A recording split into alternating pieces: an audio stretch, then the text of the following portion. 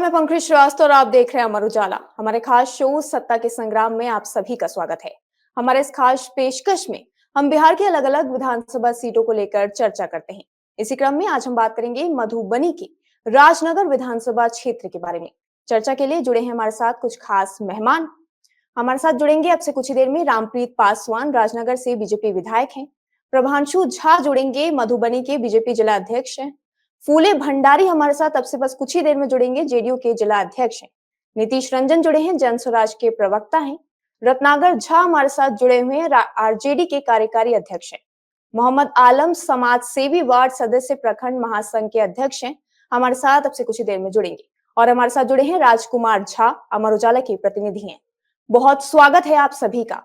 राजनगर के जो अहम मुद्दे हैं वो भी आपको बताते चले। सरकार की नल जल योजना पूरी तरह से फ्लॉप है। क्षेत्र के कई इलाकों में पानी की दिक्कत है, लोग पानी के लिए परेशान हैं। एक भी घर में नल जल योजना का लाभ नहीं हुआ है। बता दें, पूर्व मंत्री रामप्रीत पासवान पीएचडी विभाग के ही मंत्री रह चुके हैं, उसके बावजूद भी विधानसभा क्षेत्र में यह योजना फ्लॉप है। जल जमाव की भीषण समस्या है। राजनगर विधानसभा क्षेत्र के अंधरा ठाड़ी प्रखंड के मुख्य बाजार में भीषण जल जमाव की समस्या है। सिर्फ यही नहीं, जमैला बाजार, मदना बाजार, हररी गांव में भी जल जमाव की समस्या लगातार बनी हुई है। बिजली की समस्या भी क्षेत्र में लगातार बनी हुई है। बिजली विभाग द्वारा बिजली के मुख्य तार नहीं बदले जाते हैं, जिसकी वजह से हल्की से भी बारिश होने से बिजली गुल हो जाती है। विधानसभा क्षेत्र के कब्रिस्तान और शमशान घाट की घेराबंदी नहीं की गई है, जिससे लोगों को परेशानी होती है। और तो और कब्रिस्तान में बच्चे मिड डे मील खाने को मजबूर हैं। प्राथमिक विद्यालय के हाल भी बेहद खराब है। प्राथमिक विद्यालय हरना की ये मूल समस्या है। बच्चों को खुले में पेड़ के नीचे बैठकर भोजन करना पड़ता है। और क्षेत्र की सबसे बड़ी समस्या बाढ़ की है। कमला नदी में हर साल आने वाली बाढ़ के चलते किसानों को बेहद दिक्कतों का सामना करना पड़ता है। फसल बाढ़ के पानी में बह जाती है और बर्बाद हो जाती है। तो ये थे क्षेत्र के तमाम मुद्दे। तो सबसे पहले हमारे साथ मेहमान जुड़े हुए हैं हमारे साथ, उनसे जानेंगे कि क्षेत्र में जो विकास का अभाव है उसकी क्या वजह है। जी, सबसे पहले रत्नागर झा जी आपके पास आना चाहूंगी। आप राजद के कार्यकारी अध्यक्ष हैं, क्या कहना चाहेंगे? क्षेत्र में विकास का अभाव बना हुआ है, तमाम मुद्दे अभी आपके समक्ष रखे हैं मैंने, किसकी नाकामयाबी मान रहे हैं? नाकामियां तो जो सरकारी तंत्र है उनकी ज्यादा नाकामियां है, इसलिए कि जब क्षेत्र में काम के लिए कोई भी, जैसे जल नल है, जल नल सरकार ने एक बहुत अच्छा योजना लाने का प्रयास किया था, जिसे ड्रीम प्रोजेक्ट कहा जाता है। लेकिन हमारे अभी मधुबनी जिला में जो जलस्तर सूख गया था, नीचे चला गया था बिल्कुल 1 महीना पहले, तो अगर वो जल नल चलता रहता गांव गांव में, तो जो जल के लिए हाहाकार हुआ, पानी के लिए हाहाकार हुआ, वो नहीं हो सकता था। इस तरह का बहुत सारा बुनियादी सुविधा सब, जैसे लोगों को यहाँ से गांव से पलायन करने में ट्रेन के टिकट तक में दिक्कत आती है, तो रोजगार पाने के लिए बाहर जाते हैं। अभी कुछ लोग हमारे गांव में बाहर आए हैं, ये 50% टैरिफ के कारण जो है सो नौकरी छोड़ छोड़ के उनको निकाल दिया गया है। सभी लोग बाहर आ गए हैं। 8-10 लड़के अभी 2 दिन पहले आए हैं गाँव में। सभी को कहा गया कि भाई अभी छुट्टी पर जाओ, फिर बुला लिया जाएगा। तो ये स्थिति है जी। विपक्ष में आपके रहते हुए क्या प्रयास किए गए हैं क्षेत्र में? क्षेत्र में हम लोग क्या प्रयास करेंगे? सरकार में तो पिछले 20 साल से तो हम लोग हैं नहीं, फिर भी उसके बावजूद भी हम लोगों ने बहुत हद तक लोगों को रोजगार से जोड़ने के लिए नहीं, यहाँ हम लोगों को कोई व्यवस्था है। जो बाहर में हमारे लोग रहते हैं, जो बाहर में काम करते हैं, कोई जीएम लेवल में, कोई किसी कंपनी में, उनके माध्यम से बहुत सारे लोगों को रोजगार लगाने का सरकारी तंत्र में तो कहीं कोई ऐसा व्यवस्था है नहीं। उसके बाद जब सरकार 17 महीने के कार्यकाल में कुछ काम नहीं हुआ। 17 महीने के सरकार जो बनी उसमें बहुत काम हुआ। 4.5 लाख लोगों को लगभग जो है सो शिक्षकों को नौकरी जो दिया गया बीपीएससी के माध्यम से, सबसे बड़ा उपलब्धि यही है कि बीपीएससी सफल होने के बाद इतने लोगों को नौकरी दिया गया और बहुत सारे निविदा कर्मियों को परमानेंट किया गया। और आशा ममता दीदी लोगों के लिए भी प्रस्ताव लाया गया, लेकिन पुनः 17 महीने सरकार चली जाने के बाद जो है सारा मामला अटक गया। यही है मेन। 17 महीने में तो बहुत काम हुआ, रोजगार पर, बेरोजगारी पर, शिक्षा पर, पलायन पर। नीतीश रंजन जी आपके पास आना चाहूंगी, जन स्वराज से हमारे साथ जुड़े हुए हैं। नीतीश जी, तमाम मुद्दे अभी आपके समक्ष रखे हैं, क्या कहना चाहेंगे? आपको लगता है जनता जन स्वराज पर विश्वास जताएगी? क्योंकि 2015-2020 में भाजपा के विधायक चुनाए जनता ने, क्या कहना चाहेंगे इस पर? जी, पहले तो मैं आपके सभी दर्शकों को नमस्कार करना चाहूँगा।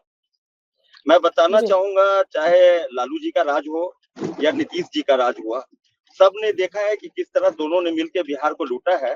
पहले अपराधी लूटते थे, अब अधिकारी लूटते हैं। बस थोड़ी-सी अक्षरों की बात है।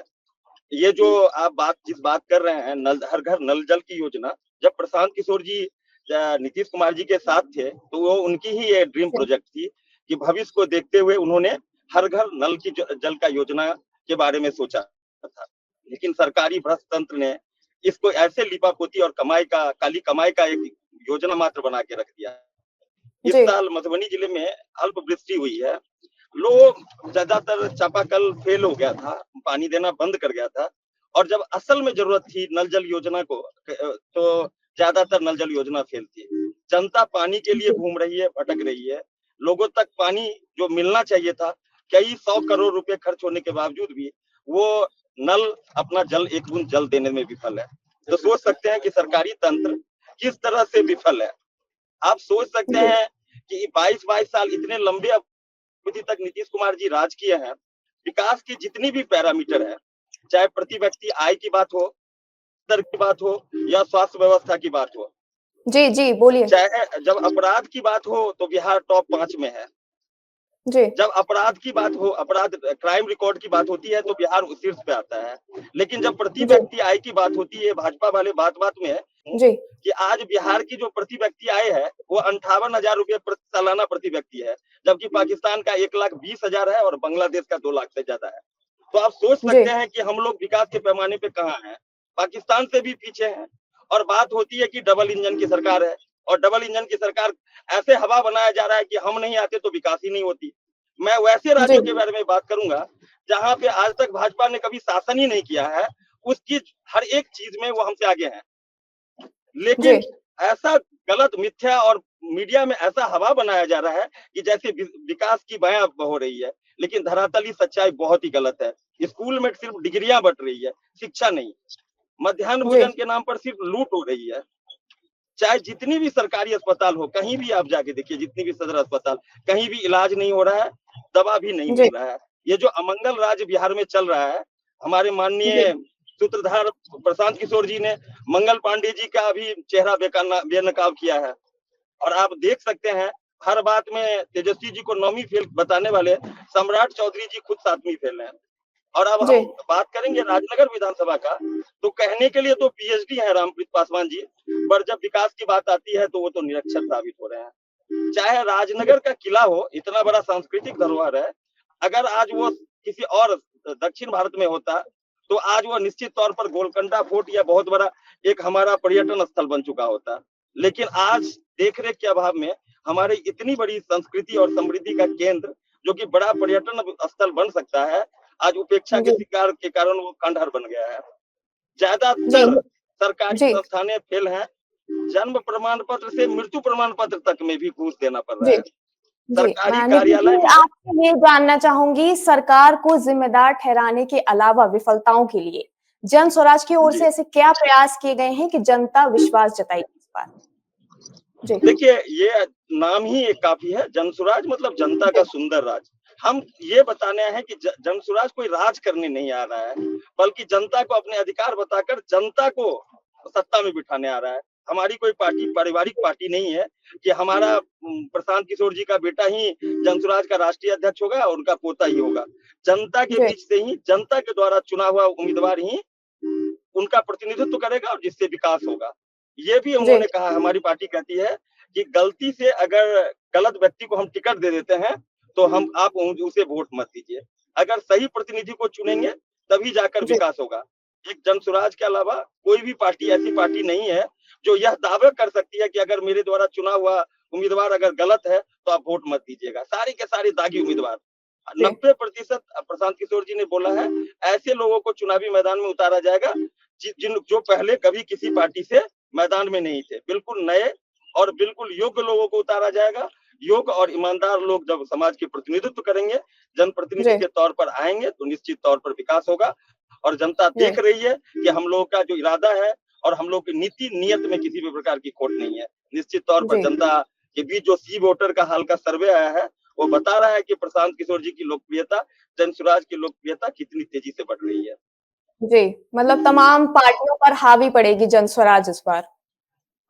जी, बिल्कुल, हमारे टक्कर में ही नहीं कोई है, क्योंकि हम लोग बात मुद्दों की करते हैं। बाकी कोई जाति की बात कर रहा है, तो कोई धर्म की बात कर रहा है। हम लोग बात विकास जी की कर रहे हैं, हम लोग बात बिहारी की कर रहे हैं और सबसे बड़ा जी मुद्दा हम लोग पलायन की बात कर रहे हैं, रोजी-रोजगार की बात कर रहे हैं।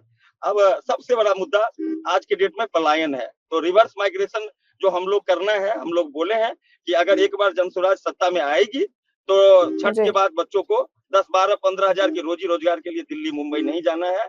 अब हमें गाड़ी नहीं चाहिए, मालगाड़ी चाहिए। हम यहीं पे माल बनाएँगे और हमारी माल गुजरात, दिल्ली, बॉम्बे में यूज़ होगा। हम लोग लेबर फैक्ट्री बन के नहीं रहेंगे, बल्कि जी उत्पादन करने वाला एक फैक्ट्री देंगे और प्रोडक्शन होगा और हमारे माल का उत्पादन करेंगे, ना कि हमारे लेबर का उपयोग हो किया जाएगा दूसरे राज्य जी के द्वारा। जी जी, सुबोध मंडल जी के पास चलते हैं। सुबोध जी, अभी आपने नीतीश जी को सुना। उनका कहना है कि जनस्वराज की टक्कर में कोई नहीं है। क्या लगता है जनस्वराज हावी पड़ जाएगी इस बार? जी, सुबोध जी।